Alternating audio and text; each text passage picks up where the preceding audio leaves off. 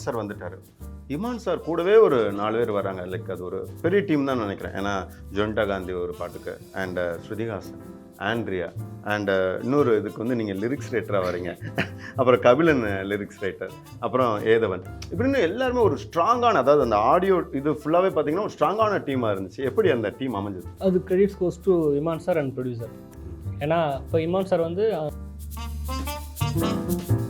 சரி உட்காந்து நம்ம ஒன்று ட்ரை பண்ணி பார்த்தலாம்னு ஒன்று எழுதி எடுத்துகிட்டு போயிட்டு இமான் சார்ட்ட காலையில் சார் இந்த மாதிரி இருக்குது அப்படின்னு தேங்கி தான் கொடுத்தேன். ஏன்னா என்ன நினைப்பாங்கன்னு நமக்கு தெரிலல்ல சார். அது மாதிரி நானே ஒன்று ட்ரை பண்ணேன் டைம் பீயிங்க்கு, கொஞ்சம் பாருங்கள் சார் அப்படின்னாரு. அப்புறம் டக்குன்னு இமான் சார் பக்கத்தில் வச்சுட்டு ஸோ மனோ சார்ட்ட கூப்பிட்டோம். இதில் என்ன பெரிய பியூட்டி அப்படின்னா, மனோ சார் தான் ஃபஸ்ட் டைம் இமான் சாருக்கு பாடுறாரு. இமான் சார் வந்து 20 வருஷம் ஆச்சு. இது வரைக்கும் மனோ சார் வந்து இமான் சார் பாடினதே கிடையாது. இந்த பாட்டு தான் முதல் பாட்டு. ஆண்ட்ரியா மேம் வந்து அது ஒரு ப்ரமோ சாங் பண்ணுறது தான், நம்ம ஒரு ப்ரமோஷன் சாங் ஒன்று பண்ணணும் அப்படின்னு. ஸோ தமிழ் தெலுங்கு கலந்து அது ஒரு தமிழ் சாங் மாதிரி பண்ணலாம், 2 தமிழ் லிரிக் தெலுங்கு மிக்ஸ் பண்ணி ஒரு பாட்டு பண்ணலான்னு அப்படின்னு ஒரு ஐடியா. அப்போது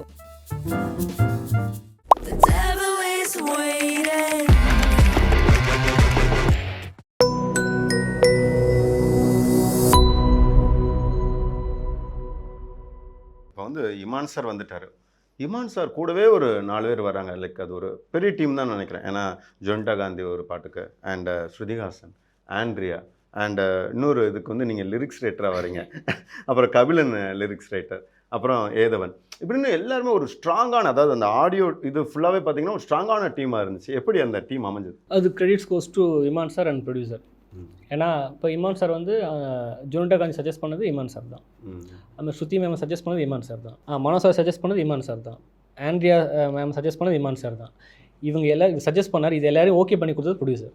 எந்த காம்ப்ரமைஸ் பண்ணி கொடுக்காம, இந்த பாட்டு இவங்க பாட்டு நல்லாயிருக்கும்னு நீங்கள் நினைக்கிறீங்களா சார், ஓகே அவங்க உடனே அவங்ககிட்ட பேசிடுவோம் அப்படின்னு சொல்லி அதை எந்த காம்ப்ரமைஸ் இல்லாமல் உள்ளே கொண்டு வந்து ப்ரொடியூசர். ஸோ இந்த கிரெடிட்ஸ் வந்து இமான் சாருக்கும் ப்ரொடியூசருக்கு தான் போகணும். டெவில் இஸ் வெயிட்டிங் எப்படி அமைஞ்சது? ஐ மீன் அந்த எழுத்து பண்ணி அது ஒரு ஆக்சிடெண்ட். ஆக்சுவலாக நண்பர் ஒருத்தர் தான் எழுத வேண்டியதாக இருந்தது அந்த சாங்கு. அவருக்கு வேற ஒரு வேலை வந்துட்டதால் அவரால் இதை டைமுக்கு முடிக்க முடியாமல் போயிடுச்சு. ஸோ அந்த மீன் டைம் நமக்கு வந்து ஸ்ருதி மேமோட டேட் வந்து லாக் ஆகிடுச்சு ரெக்கார்டிங் அன்றைக்கி. ஸோ இப்போ நம்ம அதை மாத்திரம் திரும்ப அவங்க பாம்பே வெளியூராக போகிற மாதிரி ஆகிடுச்சு. ஸோ அவங்க போயிட்டு வரது லேட் ஆகிடும். ஸோ அந்த டேட்டை விட்டால் லேட் ஆகுன்றதால அந்த டேட்டில் பண்ணி ஆகுன்ற கம்பல்ஷன் ஆகிடுச்சு. 2 நாள் தான் இருக்குது. நம்ம இந்த டைமில் நம்ம யார் இங்கிலீஷ் பாட்டு எது தேடுறதுன்னு சொல்லி நாங்கள் தேடினோம். நாங்கள் இவரை கூட ஒரு வாட்டி தேடி ட்ரை பண்ணோம். மாஸ்டர் த பிளாஸ்டர் ஒருத்தர் இருந்தார் இல்லையா மாஸ்டர் படத்தில், அவரை நாங்கள் ஓகே அவரை, ஏன்னா அவர் அதுக்கு முன்னாடி நம்ம ரீசெண்டாக அவர் தான் பார்த்தா இங்கிலீஷ் சாங். ஸோ அவரை ட்ரை பண்ணால் அவர் ரீச் பண்ண முடியல அந்த ஸோ வேறு வழியே இல்லாமல் நைட் உட்காந்து நான் சரி ஒன்று ட்ரை தான் பண்ணி பார்த்துருவோம். எனக்கு என்ன பயம், சப்போஸ் டேக்கு ரெக்கார்டிங் நடக்க முடியல, சுற்றி மேடம் கிடைக்கல, அப்புறம் வேறு வழியில் வேறு யாவது பாட வச்சுட்டாங்கன்னா அப்புறம் ரீசன் கடைசியாக வந்து நான் தான்ற மாதிரி ஆகிட போகுது, நீங்கள் கரெக்டாக ஃபாலோ பண்ணியிருக்கணும்ல அப்படின்னு சொல்லிட்டு போகிறாங்கன்றதுக்காக சரி உட்காந்து நம்ம ஒன்று ட்ரை பண்ணி பார்த்தலாம்னு ஒன்று எழுதி எடுத்துகிட்டு போயிட்டு இமான் சார்ட்ட காலையில் சார் இந்த மாதிரி ஒன்று இருக்குது அப்படின்னு தேங்கி தான் கொடுத்தேன். ஏன்னா என்ன நினைப்பாங்கன்னு நமக்கு தெரிலல்ல சார். அது மாதிரி நானே ஒன்று ட்ரை பண்ணேன் டைம் பீயிங்க்கு, கொஞ்சம் பாருங்கள் சார் அப்படின்னாரு. அப்புறம் டக்குன்னு இமான் சார் பக்கத்தில் வச்சுட்டு அப்படியே ஒரு டியூன் போட்டார். ஓகே சார், சின்ன கரெக்ஷன் தான் சார், நல்லா இருக்குது, இதே பண்ணிடலாம் சார் அப்படி. இல்லை சார் இது சும்மா நீங்கள் எனக்காக சொல்ல வேணாம் சார். சார் உங்களுக்கு நான் ஏன் சொல்ல போகிறேன், உண்மையில் நல்லா இருக்குது, பண்ணிடலாம், சின்ன கரெக்ஷன் தான் நம்ம உட்காந்து பண்ணிடலாம்னு சொல்லிட்டு அவர் கொஞ்சம் ஹெல்ப் பண்ணார் அந்த லிரிக்ஸ்க்கு. அப்புறம் ஸ்ருதி மேம் வந்ததுக்கப்புறம் அவங்க நிறைய இன்புட் கொடுத்தாங்க அதில் லிரிக்கில். இதை நான் இப்படி மாற்றிக்கிட்டுமா அப்புறம் அவங்க சின்ன வேர்ட்ஸ்லாம் மாற்றினாங்க. ஸோ அப்படி தான் நான் மட்டும் அது கிரெடிட் எடுத்துக்க முடியாது, அது இமான் சாருக்கும் ஸ்ருதி மேடமுக்கும் தான். அப்படி தான் அது எழுதினேன். உண்மையிலே இல்லை நம்ம தமிழ் பாட்டு எதுவே வராது, நம்ம எங்கே இங்கிலீஷ் பாட்டு, வேறு வழி இல்லாமல் சரி ஓகே நமக்கு அந்த கதை, நமக்கு அந்த சாங்கில் என்ன வேணும்னு நமக்கு கிளியராக தெரியுன்றதுனால நம்ம அதை கொஞ்சம் அது வார்த்தைகளில் போட்டு எழுதிட்டோம், அவ்வளோதான். ஓகே, விடியாத வானம் ஒன்று, அந்த பாட்டும் ரொம்பவே என்ன ஒரு மெலடியான ஒரு ஈர்க்கக்கூடிய ஒரு பாட்டு. ரொம்ப வருஷம் ஆயிடுச்சு. ஐ மீன் மனோ சார் பாட்டை கேட்டு ரொம்ப வருஷம் ஆனிச்ச மாதிரி இருந்துச்சு. அந்த பாட்டு அவருடைய அனுபவம் எப்படி இருந்துச்சு? ஆக்சுவலாக அது வந்து ஒரு பிளெஸ்ஸிங் தான் நினைக்கிறேன். ஏன்னா நம்ம மனோ சார்லாம் நம்ம அவ்வளோ பாட்டு பாடியிருக்காரு, நம்ம எவ்வளோ பாட்டு கேட்டிருக்கோம் அவர் மனோ சார்லாம் அப்படின்னு. ஸோ இந்த சாங் எழுதி முடிச்சோன்னா நானும் இமான் சாரும் டிஸ்கஸ் பண்ணதுன்னா, இந்த பாட்டு ஒரு சுச்சுவேஷன் வந்து இந்த மாதிரி ஒரு சுச்சுவேஷனு பட் இந்த பாட்டு எனக்கு வந்து ஒரு அசரீதி பாடினா எப்படி இருக்கும், மேலேருந்து ஒரு குரல் பாடினா எப்படி இருக்கும், அந்த மாதிரி தான் சார் வேணும் அப்படின்னு இந்த பசங்களை நினச்சி அந்த மேலேருந்து ஒரு குரல் பாடினா எப்படி இருக்குன்றது தான் ஐடியா. ஸோ அப்போ அதுக்கு ஒரு சீனியர் வாய்ஸ் தேவைப்பட்டது எங்களுக்கு. அவர் பாடினா ஓகே, ஒரு கடவுள் பாடுற மாதிரி இருக்குது, ஒரு அசரீரி பாடுற மாதிரி இருக்குன்ற ஒரு ஃபீல் வேணும் அப்படின்ற மாதிரி தான். SPB sir. ஆமாம், ஆக்சுவலாக எஸ்பிபி சார் தான் பாடிப்பார். இமான் சார் சொன்னார் அவர் தான் ஃபஸ்ட் சாய்ஸாக இருந்திருப்பார் அப்படின்னு. பட் எஸ்பிபி சார் லெவலுக்கு பாடுறது ஒரே ஆளு மனோ சார் மட்டும்தான் இருக்கார் இப்போ இருக்கிறது, வேறு யாரும் கிடையாது. ஸோ மனோ சார்கிட்ட கூப்பிட்டோம். இதில் என்ன பெரிய பியூட்டி அப்படின்னா, மனோ சார் தான் ஃபஸ்ட் டைம் இமான் சாருக்கு பாடுறாரு. இமான் சார் வந்து 20 வருஷம் ஆச்சு, இது வரைக்கும் மனோ சார் வந்து இமான் சார் பாடினதே கிடையாது. இந்த பாட்டு தான் முதல் பாட்டு. அதை ரெக்கார்ட் பண்ணி முடித்தோடனே மனோ சார் சொன்னது வந்து இமான் சார்கிட்ட, இத்தனை வருஷம் நம்ம வெயிட் பண்ணியிருந்தோம் நல்ல பாட்டு பண்ணணுன்னு, கரெக்டான பாட்டு இந்த பாட்டு எனக்கு வந்திருக்கு, இந்த பாட்டு பண்ண உண்மையாக ரொம்ப சந்தோஷமாக இருக்குன்னு. ஸோ அந்த ரெக்கார்டிங் செஷனே வந்து பார்த்திங்கன்னா எங்களுக்கு அப்போயே அந்த ஒரு எமோஷன் ஃபீல் ஆக ஆரம்பிச்சு. அவர் பாட அதை ரெக்கார்ட் பண்ணி கேட்கும்போது நமக்கு இந்த எமோஷன் எப்படி ஒர்க் அவுட் ஆகுன்றது நம்மளால ஒரு ஜஸ்ட் ஒரு சின்ன ஒரு கணிப்பு வரும் இல்லையா, நமக்கு அது கேட்கும்போதே கண்ணு கலங்க ஆரம்பிக்குது அந்த இடத்துல வந்து. அதுக்கு அந்த அந்த பாட்டு அவ்வளோ நல்லா வந்திருக்கு, அந்த பாட்டு வர சுச்சுவேஷன் அவ்வளோ எமோஷன் க்ரியேட் ஆகுது அப்படின்னா அது credits goes to Imman sir and Mano sir. அவங்க 2 பேர் பண்ண மேஜிக் தான் இப்போ அந்த பாட்டு வந்து அவ்வளோ நல்லா பேசப்பட்டிருக்கு. விடியாத வானம் எங்கே போச்சு. ஆண்ட்ரியா மேம் வந்து அது ஒரு ப்ரமோ சாங் பண்ணுறது தான், நம்ம ஒரு ப்ரமோஷனல் சாங் ஒன்று பண்ணணும் அப்படின்னு. ஸோ தமிழ் தெலுங்கு கலந்தது ஒரு தமிழ் சாங் மாதிரி பண்ணலாம், 2 link Tamil lyric Telugu lyric mix பண்ணி ஒரு பாட்டு பண்ணலான்னு அப்படின்னு ஒரு ஐடியா. அப்போது இப்போ இமான் சார் தான் சொன்னார், ஆண்ட்ரியா இந்த பாட்டு ஆண்ட்ரியா மேம் போனால் நல்லாயிருக்கும், ஏன்னா அவங்களுக்கு அவங்க வாய்ஸில் அந்த ஒரு சவுண்டிங் இருக்குது, அது நல்லாயிருக்கும் அப்படின்னு சொல்லி அப்படி தான் நம்ம ஆண்ட்ரியா மேம் அப்ரோச் பண்ணோம். அவங்களுமே வந்து கொஞ்சம் ஃப்ரெஷ்ஷாக இருந்தனால கொஞ்சம் அவங்களுக்கு உடனே வந்து அவங்க இதை பாடுறேன் அப்படின்னு சொல்லி உள்ளே வந்தாங்க. ஏன்னா ப்ரொடியூசருக்குமே அது தேங்க்ஸ் சொல்லணும், அவர் தான் அவங்கள ரோப்பின் பண்ணி உள்ளே கொண்டு வந்தார். அவங்களுமே அது ரொம்ப என்ஜாய் பண்ணி தான் பண்ணாங்க. ஏன்னா அது பாடிட்டு தமிழில் வந்துட்டு டக்குன்னு தெலுங்கில் மாறும், தெலுங்கு டக்குன்னு தமிழில் மாறும் அது. ஸோ அது ரெக்கார்ட் பண்ணும்போது கொஞ்சம் இன்ட்ரெஸ்டிங்காக தான் இருந்துச்சு.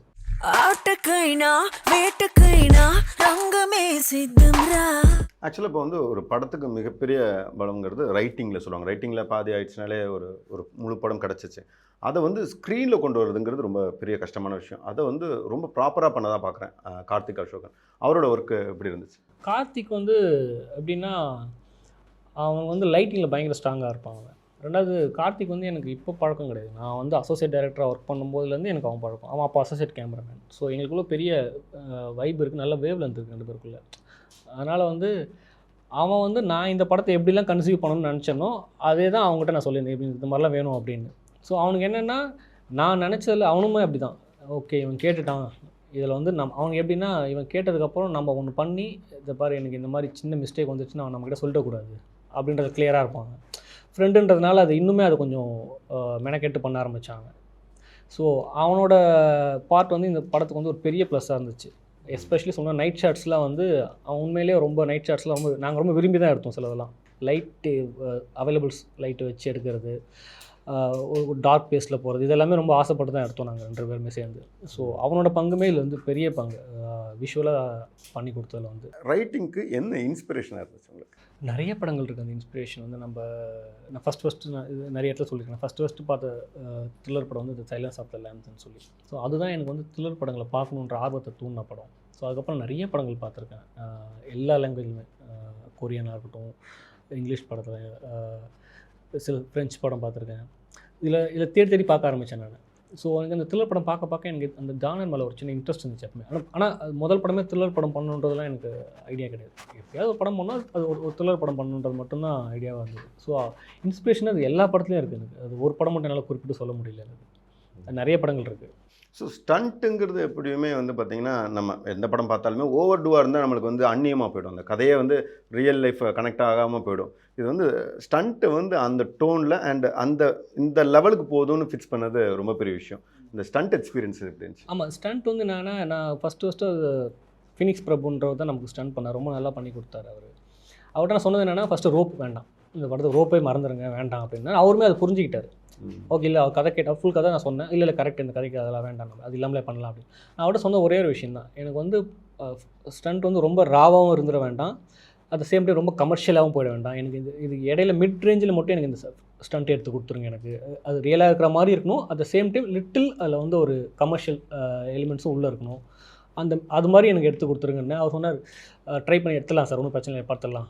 நானுமே அது இந்த மீட்டரில் இது வரைக்கும் எடுத்தது கிடையாது, எடுத்துடலாம் அப்படின்னாரு. ஸோ அது அப்படி தான் பேசணும் நாங்கள். அது என்ன பேசிக்காக செட் பண்ணது என்னென்னா ராவாகவும் வேண்டாம், ரொம்ப கமர்ஷியலாகவும் வேண்டான்றது தான் ஐடியா, பேசிக் ஐடியா. ஸோ அதுக்குள்ளே ஒரு மிட் ரேஞ்சில் ட்ராவல் பண்ணுன்றது தான் அதை ஒரு அழகாக பண்ணி கொடுத்தாரு. ரெண்டு ஃபைட்டுமே அழகாக பண்ணி கொடுத்தாரு அவர். இது வந்து படத்தோடைய லுக்கு முக்கியமாக சொல்ல போனீங்கன்னா அந்த டெட் பாடிஸாக இருக்கலாம், அல்லது இந்த வில்லனுக்கு உண்டான மாஸ்காக இருக்கலாம், இது மாதிரியான சின்ன சின்ன டீட்டெயிலாம் கூட ரொம்ப சூப்பராக பண்ணியிருந்தது ஆர்ட் டைரக்டர் சுபேந்தர். அவர் எப்படி இந்த படத்தில் கமிட் ஆனார்? அவர் இந்த படத்து ப்ரொடக்ஷன் மூலிமா தான் எனக்கு பழக்கம். அவர் சுபேந்தர் சார் ஆர்ட் டைரக்டர். அவர் வந்து அவர் படத்துக்குள்ளே வந்து அவருக்கு என்னென்னா ரொம்ப யதார்த்தமான ஒரு மனிதர் அவர். நான் வந்து எப்படி சொல்கிறது, ப்ராக்டிக்கலாக என்ன பாசிபிளோ, ப்ராக்டிக்கலாக என்ன அவைலபிளோ அதுக்குள்ளே ஒர்க் பண்ணணும்னு நினைக்கிறவர். ஸோ இந்த மாஸ்க், எஸ்பெஷலி இந்த மாஸ்க் வந்து நாங்கள் ஒரு ரெஃபரன்ஸ் வச்சு நாங்கள் இதை ஒர்க் பண்ணிட்டோம். ஸோ அப்போ ஆனால் இது எதில் பண்ணலாம் அப்படின்ற ஒரு டாக் வரும்போது அவர் தான் வந்து இதை சணலில் பண்ணலாம், அது கொஞ்சம் ரா லுக்கு வரும் அப்படின்னு ஐடியா கொடுத்தவர். பட் அந்த சேம் டைம் வந்து இந்த மாஸ்க்கை டிசைன் பண்ணது வந்து காஸ்டியூம் டிசைனர் கிருத்திகா. ஸோ அவங்க 2 பேரும் சேர்ந்து ஒர்க் பண்ணி தான் இந்த மாஸ்க்கை ரெடி பண்ணாங்க. நான் அவங்களுக்கு பேசிக்காக ஒரு ரெஃபரன்ஸ் கொடுத்தேன் 2 பேருக்கும், இதை பேஸ் பண்ணி எனக்கு ஒரு மாற்றி கொடுங்க அப்படின்னு. ஸோ அவங்க 2 பேரும் டிஸ்கஸ் பண்ணி அந்த மாஸ்க்கை அரைவ் பண்ணி கொண்டு வந்தாங்க. அந்த மாஸ்க்குமே ரொம்ப கொஞ்சம் பெக்குலராக இருக்கணும்னு ஆசைப்பட்டாங்க. அங்கே சின்ன சின்ன நியூயான்சஸ் அதை நல்லா பண்ணி கொடுத்தது 2 பேரும் தான். நீங்கள் வந்து 11th வந்து சினிமா தான் ஃபிக்ஸ் பண்ணியிருந்தாலும் வீட்டில் கொஞ்சம் அப்படி இப்படின்னு ஏதாவது ஒரு பேச்சோ இல்லை தடங்களோ இருந்திருக்கலாம். ஆனால் இந்த படம் பார்த்துட்டு அவங்க என்ன சொன்னாங்க? சந்தோஷப்பட்டாங்க. லாங் வெயிட்லேயே அவங்களுக்கு. ஏன்னா நம்ம ஒர்க் பண்ணிகிட்டு இருந்தோம், எம்என்சியில் ஒர்க் பண்ணிவிட்டு நம்ம நல்ல சம்பளத்தை நல்லா ஒர்க் பண்ணிகிட்டு இருக்கும்போது சடனாக டிசைன் பண்ணிவிட்டு வந்ததில் அவங்க ஒரு பெரிய வருத்தம் உண்டு வீட்டில் எல்லாருக்குமே. என்னடா படித்த படிப்புக்கு நல்ல வேலையில் கிடச்சும் அதை டிசைன் பண்ணிட்டு போயிட்டானே சினிமாவுக்கு. அவங்களுக்கு என்ன பயம்னா எங்கே வீணாக போயிட போகிறோன்றோம், வேற என்ன. நல்ல வேலை இருந்துச்சு, அதை விட்டுட்டு போயிட்டானே. இப்போ எங்கள் அப்பா அடிக்கடி சொல்லுவார், இவன் சும்மா ஊரை சுற்றி இருந்து போனால் கூட பெருசாக வருத்தப்பட்டிருக்க மாட்டேன், ஏதோ இங்கே சுற்றிட்டு இருந்தாங்க போய்ட்டு நினச்சிக்கலாம், நல்ல வேலையில் இருந்துட்டு போயிட்டான்றதான் எனக்கு வருத்தமாக இருக்குது அப்படின்ட்டு. ஸோ அந்த வருத்தம் தான் அவங்களுக்கு. ஸோ ஒரு லாங் வெயிட், ஒரு 10 years அவங்க இப்போ நடந்துடும் அப்போ நடந்துடும் வெயிட் பண்ணிட்டு நம்மகிட்ட சொல்ல மாட்டாங்க தவிர அது வெயிட் பண்ணிட்டே தானே இருந்தாங்க. ஸோ அந்த லாங் வெயிட் வந்து அது படமாக வெளில வரும்போது ப்ரீமியர் ஷோ பார்த்தாங்க, அப்பா அம்மா எல்லோரும் பார்த்தாங்க. தே வர் வெரி ஹாப்பி, சந்தோஷமாக இருக்காங்க. ஏஜேஎல்எஸ்க்கு பின்னாடியும் அந்த ஸ்டோரி உண்டுல்ல? ஆமாம் ஆமாம், ஏஜேஎல்எஸ் நிறைய பேர் கேட்பாங்க, என்னங்க அது லோகேஷ் ஏஜேஎல்எஸ் அப்படின்னு, அஜில்ஸ் அது அப்படின்னு மாறிடுச்சு போகுது. அது ஏஜேஎல்எஸ் வந்து என்னென்னா, ஏ ஃபார் ஆதிநாராயணன் அப்பா பேர், ஜே வந்து அம்மா ஜெகதீஸ்வரி, எல் என்னோடய பேர், எஸ் வந்து சரண்யா என்னோட சிஸ்டர் பேர். நான் இது வந்து இப்போ இல்லை, நான் ஃபஸ்ட்டு நான் ஃபேஸ்புக்கு செகண்ட் நேம் வைப்பாங்க இல்லையா, அப்போ வச்சது அது. ஸோ நான் அப்போத்துலேருந்தே நான் அது மெயின்டைன் பண்ணிட்டு இருக்கேன். அது ஸ்டில் இப்போ அது என்னோட நேமாகவே மாறிடுச்சு. அது இப்போ சில ரிவ்யூவர்ஸ் வந்து எல்லா படத்துக்கும் ரிவ்யூ கொடுப்பாங்க அப்படிங்கிற மாதிரி, அண்ட் அவங்க ரிவ்யூ பார்த்துட்டு தான் சில பேர் படமே போவாங்க அப்படின்னு இருக்கவங்கலாம் வந்துட்டு இந்த படத்துக்கு ரிவ்யூ கொடுக்கல. அதை பற்றி என்ன நினைக்கிறீங்க? உண்மையாகவே எனக்கு தெரியலைங்க. இது நிறைய இன்டர்வியூ எனக்கு கேட்குறாங்க. இந்த ஒரு ஒரு 4-5 ஒரு முக்கியமான ரிவ்யூவர்ஸ் வந்து உங்களுக்கு ரிவ்யூ கொடுக்கல, அதை பற்றி என்ன கேட்குறாங்க.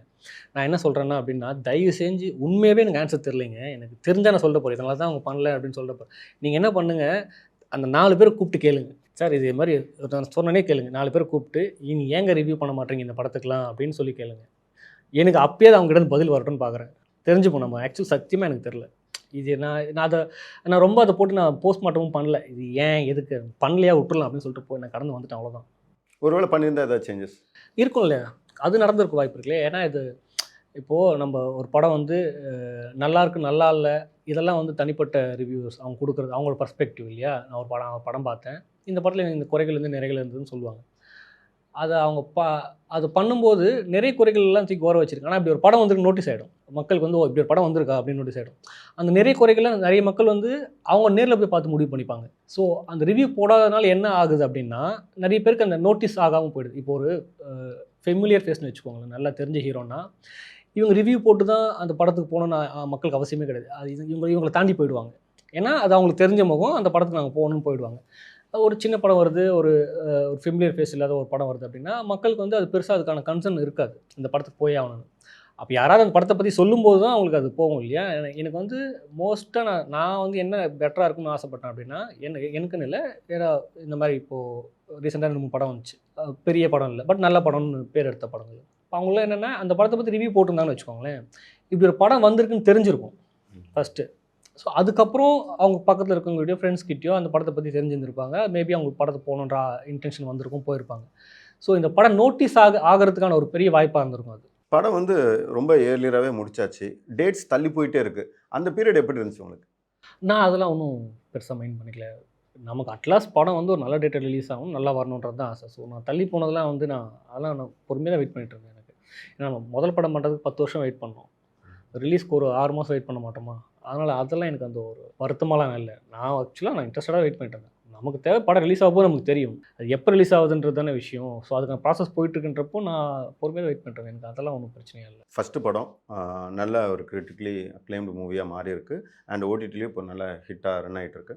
அப்படி இருக்கும்போது உங்களால் மறக்க முடியாத ஒரு ரிவ்யூனா என்ன சொல்லுவீங்க? நிறைய பேர் இப்போது பேசிகிட்டு இருக்காங்க. இப்போ ரீசெண்டாக கார்த்திக் சுப்ராஜ் சார் ஃபோன் பண்ணி படத்தை பற்றி பாராட்டி பேசினார். ஸோ அது அவருக்கு முன்னாடி டாக்டர் சக்தி சௌந்தரராஜன் அவர் ஃபோன் பண்ணி படத்தை பற்றி ரொம்ப நேரம் பேசிகிட்டு இருந்தார். இதெல்லாம் தாண்டி என்னோட பழைய பாஸ் ஃபோன் பண்ணார் பூனேலேருந்து. வேலையை விட்டுட்டு வரும்போது என்னை ஜாஸ்தி திட்டி அமிச்சவர். நீ you took a wrong decision அப்படின்னு சொல்லி அமிச்சவர். இனிமேல் ரொம்ப பாசமானவர். நான் தப்பான டிசிஷன் எடுத்துட்டோன்னு அப்போ ரொம்ப வருத்தப்பட்டார் போகும்போது. அவர் எனக்கு ஃபோன் பண்ணி யூ மேட் இட் அப்படின்னு சொன்னார். அது ரொம்ப சந்தோஷமாக இருந்தது. படமே மொத்தமே ரொம்ப கம்மியான டேஸில் சைமல்டேனியஸாக தமிழ் தெலுங்குன்னு ஷூட் பண்ணியிருக்கீங்க. எப்படி இருந்துச்சு அந்த எக்ஸ்பீரியன்ஸ்? புது எக்ஸ்பீரியன்ஸ் தான். நம்ம படம் பண்ணுறதே ஃபஸ்ட்டு புது எக்ஸ்பீரியன்ஸ். இதில் எடுத்தோடனே தமிழ் தெலுங்கு பைலாங்குவேஜ் பண்ணுன்றப்போ ஆரம்பத்தில் உண்மையாகவே கொஞ்சம் எனக்கு ஒரு சின்ன பதட்டம் இருந்தது மனசுக்குள்ள. வெளியில் தான் காமிச்சிக்கல யார்கிட்டையும். பட் ஏன்னா நம்பர் ஆஃப் டேஸ்னு ஒன்று இருக்குது, இதுக்குள்ளே முடிக்கணும்னு இருக்குது, 2 லாங்குவேஜ்னு இருக்குது. இல்லை தமிழ் ஆர்டிஸ்ட் நிறைய பேருக்கு தெலுங்குன்றதே தெரியாது, தெலுங்கு ஆர்டிஸ்ட் நிறைய பேருக்கு தமிழே தெரியாது. ஸோ இதெல்லாம் மேனேஜ் பண்ணணும். ஸோ சைமல்டேனியஸ் ஷார்ட் பண்ணணும். இதெல்லாம் இருக்கும்போது சின்ன பதட்டம் இருந்தது. ஆனால் எனக்கு ஒரு முதல் 2 நாள் அந்த பதட்டம் இருந்தது. பட் 3rd டே வந்து அது என்னமோ நம்ம கண்ட்ரோல்குள்ளே வந்த மாதிரி ஒரு ஃபீல் இருந்துச்சு. ஸோ அந்த ஃப்ரம் 3rd டே நான் அது கொஞ்சம் கான்ஃபிடென்ட்டாக எடுக்க ஆரம்பித்தேன் ரெண்டுமே. ஆக்சுவலாக பொதுவாகவே வந்து பார்த்திங்கன்னா சில படத்துக்கு வந்து 2 கிளைமேக்ஸ் இருக்குது அப்படிங்கிற மாதிரி சொல்லுவாங்க. இது வந்து இது ஒரு கிளைமேக்ஸ் இங்கே முடிஞ்சிச்சு, அதுக்கப்புறம் இன்னொரு எக்ஸ்டெண்டட் கிளைமேக்ஸ் மாதிரி இருக்கும். ஆனால் எனக்கு இந்த படம் பார்க்கும்போது கிட்டத்தட்ட ஒரு 3-4 கிளைமேக்ஸ் இருந்துச்சு. எப்படி ஃபிக்ஸ் பண்ணிங்க இந்த? இல்லை அது நான் அது எழுதும்போதே வந்தது தான். அது எனக்கு வந்து அது ஒர்க் ஆகும்னு எனக்கு தோணுச்சு. இப்போ எனக்கு சஜஷன்ஸ் ஃப்ரெண்ட்ஸ் சொன்னதை கூட சில பேர் லாஸ்ட்டுக்கு ட்விஸ்ட்டை வேண்டாம், அது இன்னுமே அது எக்ஸ்டெண்ட் ஆகிற மாதிரி இருக்குது அப்படின்னாங்க. பட் நான் ரொம்ப அதை ஸ்ட்ராங்காக பிலீவ் பண்ணேன். அது கண்டிப்பாக ஒரு எக்ஸைட்மெண்ட் கொடுக்கும் அப்படின்னு. ஸோ அதனால தான் நான் அது கான்ஃபிடென்ட்டாக வச்சேன். ஆக்சுவலி இப்போ அதுதான் பெருசாக ஒர்க் ஆகிட்டுருக்கு. ஸோ அது ஆமாம், அது கிளைமேக்ஸுன்ற தாண்டி அது கிளைமேக்ஸ்னு சொல்ல முடியாது. அது இந்த சென்ஸ் ஆஃப் படம் முடிஞ்சிருச்சோ அப்படின்ற ஒரு எண்ணம் தோணும். ஏன்னா இதுக்கு மேலே சொல்கிறதுக்கு ஒன்றும் இல்லை அப்படின்னு வரும்போது நம்ம இன்னொன்று புதுசாக சொல்லும்போது கண்டிப்பாக அவங்களுக்கு வந்து ஒரு எக்ஸைட்மெண்ட் வரும். நான் நம்பினேன். அதை நான் தேட்டர்லேயும் பார்த்தேன். நான் தேட்டர் விசிட் போகும்போதெல்லாம் பார்த்தேன். நம்ம எங்கெல்லாம் நம்ம வந்து எக்ஸைட் ஆவாங்கன்னு நினச்சி அது எழுதணுமோ அந்த ஒவ்வொரு இடமும் அவங்க எக்ஸைட் பண்ணிச்சு. அவங்க கிளாப்ஸ் பண்ணதை பார்த்தேன். ஸோ அது ரொம்ப நல்லா ஒர்க் ஆகிருக்கு. ஆக்சுவலாக டில் த லாஸ்ட் எண்டு ஷாட் வரைக்குமே அது ஒர்க் ஆகிருக்கு. இப்போ வந்து பார்த்திங்கன்னா மலையாளம் மூவிஸோட கம்பேர் பண்ணுறது, ராட்சஸ் மூவியோட கம்பேர் பண்ணுறது, அப்புறம் போர் தொழில் படத்தோட கம்பேர் பண்ணுறது, இப்படி நிறைய இருக்குது. இதை பார்த்து எப்படி ஃபீல் பண்ணிங்க? அது பர்ஸ்பெக்டிவ் தாங்க. நம்ம அதை கம்பேர் பண்ணி எழுதவும் இல்லை, நம்ம அதை கம்பேர் பண்ணி பார்த்துக்கவும் இல்லை. ஏன்னா ஒவ்வொரு படத்துக்குமே ஒவ்வொரு ஸ்டைல் ஆஃப் ரைட்டிங் இருக்கும், ஒவ்வொரு ஸ்டைல் ஆஃப் மேக்கிங் இருக்கும். ஒவ்வொரு படமும் ஒவ்வொரு கதையை சொல்லுது. அது முதல் 11 ஒன்று சொல்லுது. பட் பீப்புள் வந்து இப்போ நீங்கள் இதே ஒரு இங்கிலீஷ் படத்தில் நீங்கள் எப்படி கம்பேர் பண்ணி பேசுவீங்க? ஏன்னா அங்கே ஒரு 1000 படம் இருக்குது த்ரில்லர் படம். நீங்கள் கம்பேர் பண்ணால் 1000த்தையும் பண்ண முடியாது. இப்போ இங்கே அப்படி கிடையாதுல்ல. இங்கே விரல் விட்டு சொல்கிற அளவுக்கு தான் படம் இருக்கிறதுனால அது ஈஸியாக கம்பேர் பண்ணி பேசுகிறாங்க. ஸோ அவ்வளோதான். அது வந்து எல்லாருமே அது பண்ண மாட்டாங்க. பட் அதை கம்பேர் பண்ணி பேசுகிற ஆட்களும் இருக்காங்க. அது எப்படி சொல்கிறது, ஒவ்வொருத்தோட பர்ஸ்பெக்டிவ் அது. நான் அதை அப்படி கம்பேர் பண்ணலாம் பார்த்துக்கல. ஓகே, இந்த படம் நல்லா இருக்குன்னு சொல்கிறாங்களா, அவ்வளோதான் நான் எடுத்துப்பேன் அவங்ககிட்ட இருந்து. நான் ஒரு மீம் பார்த்தேன். இந்த படம்லாம் வந்துட்டு மலையாளத்தில் வந்துருந்துச்சுன்னா நேரத்துக்கு தமிழ்நாட்டில் கொண்டாடி தீர்த்துருப்பீங்க, தமிழ்லேயே வந்திருக்கு, ஏன்டா கொண்டாட மாட்டேன்றீங்க அப்படிங்கிற மாதிரி ஒரு மீம் பார்த்தேன். இது மாதிரி மீம்ஸ் பார்க்கும்போது எப்படி இருந்துச்சு உங்களுக்கு? ஸ்டில் இதுவுமே perspective of seeing the film தான். ஏன்னா இப்போ இந்த படத்தை நல்லா இருக்குன்னு சொல்கிற அதே ஆடியன்ஸ் தான் மலையாள படத்தை நல்லா இருக்குன்னு சொல்கிறாங்க. ஸோ அது ஒவ்வொருத்தரோட பர்ஸ்பெக்டிவ் தான் அது. அது வந்து மலையாளத்தில் எடுத்தால் தான் கொண்டாடுவாங்கன்னு இல்லை. இப்போ இந்த படத்தை கொண்டாடாமல் இல்லை அப்படின்னா இப்போ வந்து பார்த்திங்கன்னா இந்த படம் வந்து எல்லா பிளாட்ஃபார்ம்லேயும் நம்பர் 1 ட்ரெண்டிங்கில் இருக்க போகிறது இல்லை இல்லையா? ஸோ இதையுமே மக்கள் கொண்டாடுறாங்க. அது டைம் தான் நினைக்கிறேன். அது நம்ம எதையுமே வந்து அப்படி ஒரு குறிப்பிட்டு இந்த வட்டத்துக்குள்ளே இதனால தான் இது நடக்குது, இதனால தான் இப்படி சொல்கிறாங்கன்னு அது சொல்லிட முடியாது. அது வேரிய சீசன்ஸ் இருக்குது. அப்படிலாம் கிடையாது. மக்கள் எனக்கு தெரிஞ்ச வரைக்கும் தமிழில் நல்ல கண்டென்ட் கொடுத்தா அதையுமே கொண்டாட ரெடியாக தான் இருக்காங்க.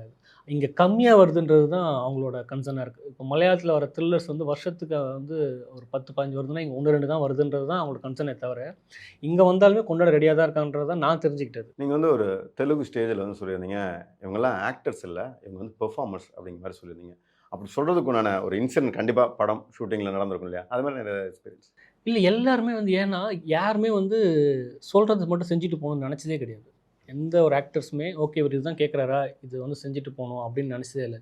எல்லாருமே அந்த கேரக்டர் கேரக்டருக்கு என்ன ஜஸ்டிஃபை பண்ண முடியும், நம்ம என்னெல்லாம் ஆட் பண்ணலாம் அந்த கேரக்டருக்கு அப்படின்ற. இதை தாண்டி என்னென்னா அவங்க எல்லாருமே உண்மையில் பர்ஃபார்மர்ஸ் தான்.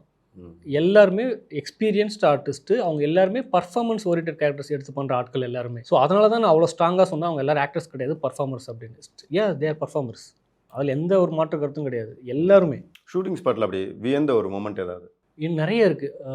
எல்லா ஆக்டர்ஸ்கிட்டையுமே சரி. இப்போது ஃப்ரம் நவீன் சார்கிட்ட சொல்லுவோம். நவீன் சார்லாம் வந்து இப்போ நவீன் சாரோட பர்ஃபார்மன்ஸை தான் எல்லோரும் வந்து ஸ்டாண்ட் அவுட்டாக பேசுகிறாங்க, இந்த கேரக்டர் ஹோல்ட் பண்ணிட்டுருக்காருன்னு. அது வந்து அவர் ஈஸியாக புல் ஆஃப் பண்ணிட்டார். ஏன்னா அது அவரோட எக்ஸ்பீரியன்ஸ். அவர் அந்த ஒரு கேரக்டர் கொடுக்குற டெடிகேஷன். ஒரு கேரக்டராக நம்ம ஒரு பண்ணுறோம் அப்படின்னா அந்த கேரக்டருக்கு நம்ம என்னெல்லாம் ஆட் பண்ண முடியும், அவர் சைட்லேருந்து இன்புட்ஸ், நம்மக்கிட்ட இந்த இன்புட்ஸ் கேட்டு வாங்குவார். நான் என்னெல்லாம் பண்ணுறேன், என்னெல்லாம் பண்ணலான்னு கேட்பார். அவர் நிறைய இன்புட்ஸ் நமக்கு சொல்லுவார், இதெல்லாம் நான் பண்ணலாமா அப்படின்வார். ஸோ அந்த கேரக்டருக்கு வந்து என்னெல்லாம் வேணுன்றதை அவர் ஆட் பண்ணிக்கிட்டே இருப்பார். ரெண்டாவது செட்லேயுமே கூட அவர் அப்படியே தான் இருப்பார். 9 to 6 வந்து பார்த்தீங்கன்னா அவர் வந்து பிகைண்ட் த ஸ்க்ரீனுமே கூட அவர் அந்த கேரக்டர்லேயே தான் இருப்பார். அவர் அந்த போலீஸ் ஆஃபீஸர் கேரக்டர்லேயே தான் இருப்பார். ஸோ அவர் அந்த மாதிரி ஒரு ஆர்டிஸ்ட். அது அப்படி தான் அவர் ஃபாலோவும் பண்ணுறாருன்னு என்கிட்ட சொன்னார். மற்ற படத்துங்களுக்கும் அவர் அதான் பண்ணுறாரு. ஸோ அப்படி அது மாதிரி ஒரு ஆள். இப்போ ரிச்சிகாக எடுத்துக்கிட்டிங்கன்னு வச்சுக்கோங்களேன். ரிச்சிகா வந்து என்னென்னா தெலுங்கு அவங்களுக்கு சுத்தமாக தெரியாது, ஒரு வார்த்தை கூட தெரியாது அவங்களுக்கு. ஆனால் நான் டைலாக்ஸில் வந்து எல்லாருக்குமே வந்து ஒரு 1 week பிஃபோரேவே நான் வந்து எல்லாருக்குமே அனுப்பிடுவேன். இதுதான் தமிழ் டைலாக், இது தெலுங்கு டைலாக்னு எல்லாருக்குமே எல்லா ஆர்டிஸ்ட்டுமே கொடுத்துருவேன். அவங்க வந்து நினச்சிருந்தா ஸ்பாட்டுக்கு வந்து அங்கே ட்ரை பண்ணி பேசுகிறேன் அப்படின்னு சொல்லியிருக்கலாம், இல்லை அங்கே வந்து பார்த்துக்கலாம். ஆனால் அவங்க சின்சியராக அதை வந்து ஒர்க் பண்ணிட்டு வந்தாங்க. ஒர்க் பண்ணிட்டு வந்து நீங்கள் நம்ப மாட்டீங்க, சில டேக்லாம் வந்து ஒரு 3-4 வரி தொடர்ந்து பேசணும் தெலுங்கு அப்படின்றப்போ சிங்கிள் டேக்லாம் பண்ணியிருக்காங்க. ஸோ அதுக்கு ரீசன் வந்து அவங்க முன்னாடியே போட்ட எஃபர்ட் தான். அது ஹோம் ஒர்க் பண்ணிட்டு வந்தாங்க இல்லையா, அது பண்ணணுன்றது அவங்களுக்கு கட்டாயமாக பட்டுது. இந்த கேரக்டர் நம்ம பண்ணணும் அப்படின்னு. அது அவங்க பண்ணாமல் கூட வரலாம். ஒரு டெபியூட் டைரக்டர் தான் என்கிட்ட வந்து ஓகே நான் இங்கே ட்ரை பண்ணுறேன், நீங்கள் சொல்லிக் கொடுங்க, நான் ப்ராம்ப்ட் பண்ணுறேன் அப்படின்லாம் சொல்லியிருக்கலாம் இல்லையா அவங்க ஒரு எக்ஸ்பீரியன்ஸ் ஆர்டிஸ்ட். பட் ஆனால் இல்லை, அவங்க வந்து ஜென்யூனாக ஒர்க் பண்ணிட்டு வந்தாங்க. லைக்வைஸ் எல்லாருமே அபிராமி மேடமாக இருக்கட்டும், திலீபனாக இருக்கட்டும். திலீபன்லாம் வந்து பார்த்தீங்கன்னா ரொம்ப சின்சியராக இருப்பார். அவர் என்னென்னா எனக்கு கொடுத்துட்டீங்க, இதை நான் எப்படியாவது கரெக்டாக பண்ணிடணும். அவருக்கு அதுதான் மைண்டில் இருந்துகிட்டே இருக்கும். என்னை நம்பி கொடுத்துட்டீங்க, நான் அதை கரெக்டாக பண்ணிடணும் அப்படின்னு. அவர் ஒவ்வொரு ஷாட்டும் முடிச்சுட்டு வந்து கேட்பார், பிரதர் நான் இப்போ ஒரு சின்ன லுக்கு கொடுத்தேன், அது கரெக்டாக இருக்கும், ஒரு செக் பண்ணிக்கிங்களா அப்படின்னு. அவர் என்னென்னா எல்லா ஷார்ட்ஸ்லையுமே எந்த சீன்ஸ்லையுமே அவருக்கு டைலாக் இல்லாட்டி கூட அவரோட இன்புட் அந்த ஷார்ட்குள்ளே ஏதாவது வைக்கணும்னு நான் பார்த்துக்கிட்டே இருப்பார். ஒரு சின்ன லுக்கு எங்கே சேஞ்ச் பண்ணுவார். ஸோ அது மாதிரி எல்லாருமே வந்து இந்த படத்துக்கு ஏதோ ஒரு ஆட் ஆன் பண்ணிகிட்டே இருக்குன்னு நினச்சிட்டே இருந்தாங்க. ஸோ அது உண்மையிலே I'm blessed to work with all this artist. எல்லாருமே நம்ம முதல் பட டைரக்டர்ன்றதெல்லாம் அவங்க மைண்டில் வச்சுக்காமல் ஒரு கதை எழுதியிருக்காரு, அந்த கதைக்கான கேரக்டர் நம்ம எல்லாருமே அதை ஜஸ்டிஃபை பண்ணுறதுல ரொம்ப கிளியராக இருந்தாங்க. இப்போ நீங்கள் வந்து கதையை வந்து நிறைய ஹீரோட்ட பிச் பண்ணிட்டு இருந்தீங்க. இப்போ நான் கூட இருந்தேன் ஆக்சுவலாக. இப்போ வந்து அவங்க வந்து ரெமுனரேஷன், அதாவது கதை எனக்கு பிடிச்சிருக்கு நான் நடிக்கிறேன் அப்படின்னு சொன்னதுக்கப்புறமும் இந்த ரெமுனரேஷனுக்காக சில கதைகளை ஒத்துக்காமல் போகிறத பற்றி என்ன நினைக்கிறீங்க? ஸ்டில் இட்ஸ் ஓன் சாய்ஸ் தாங்க. நம்ம யாரையுமே வந்து கட்டாயப்படுத்தியோ கம்பல் பண்ணியோ உங்களுக்கு கதை பிடிச்சிருக்குல்ல நீங்கள் நடிச்சு தான் ஆகணும், இப்போது நீங்கள் அந்த சம்பளத்தை பண்ணி தான் ஆகணும்னு சொல்லிட முடியாது இல்லையா. அது ஒரு சாய்ஸ் அவங்களுக்கு. நான் என் கடை பிடிச்சிருக்கு, பட் எனக்கு இந்த சம்பளம் கொடுத்தா நடிப்பேன் அப்படின்றது அவங்க தனிப்பட்ட சாய்ஸ். நான் அது கருத்து சொல்கிறதுக்கு ஒன்றுமே இல்லை எனக்கு. இப்போ வந்து பார்த்தீங்கன்னா ஆஹாவில் வந்து தமிழில் வந்து ரிலீஸ் ஆகிடுச்சு, ஆனால் தெலுங்கில் ரிலீஸ் ஆகலை. அது எதனால்?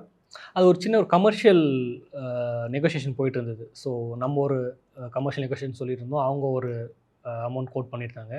அது வந்து ஒரு ப்ராசஸ்லேயே இருந்துச்சு. அப்போ அவங்க சொன்ன அமௌண்ட்டுக்கு நம்ம ஓகே சொல்லலை அது. ஸோ அது போயிட்டுருக்கும்போது அவங்க இப்போ படம் நல்லா போயிட்டுருக்கிறத பார்த்துட்டு ஓகே இந்த படத்துக்கு இந்த அமௌண்ட் ஓகே அப்படின்னு அவங்களே டிசைட் பண்ணி இப்போது they're going to stream no. தெலுங்குலேயுமே இப்போ இந்த வீக்கெண்ட்லேருந்து ஸ்ட்ரீம் பண்ணுறாங்க. இப்போ வந்து ஓடிடிலாம் ரிலீஸ் ஆகிட்டுருக்கு, தேட்டர்லேயும் நல்லா கண்டினியூஸாக ரன் ஆகிட்டுருக்கு. இப்போ தேட்டர்லேயோ ஓடிடிலையோ வந்து பார்க்கணும் அப்படின்னா அந்த படத்தில் என்னெல்லாம் இருக்குது? ஒரு என்டர்டெயின்மெண்ட்டான ஒரு த்ரில்லர் பார்க்கணும் அப்படின்னா நீங்கள் கண்டிப்பாக 11 தாராளமாக பார்க்கலாம். நீங்கள் கடைசி வரைக்கும் படத்தை கெஸ் பண்ணிக்கிட்டே இருக்கணும். நீங்கள் சர்ப்ரைஸ் ஆகணும்னு ஆசைப்பட்டீங்கன்னா 11 கண்டிப்பாக உங்களை சர்ப்ரைஸ் பண்ணும். ஸோ இப்போது ஸ்டில் தியேட்டர்ஸில் ரன் ஆகிட்டுருக்கு.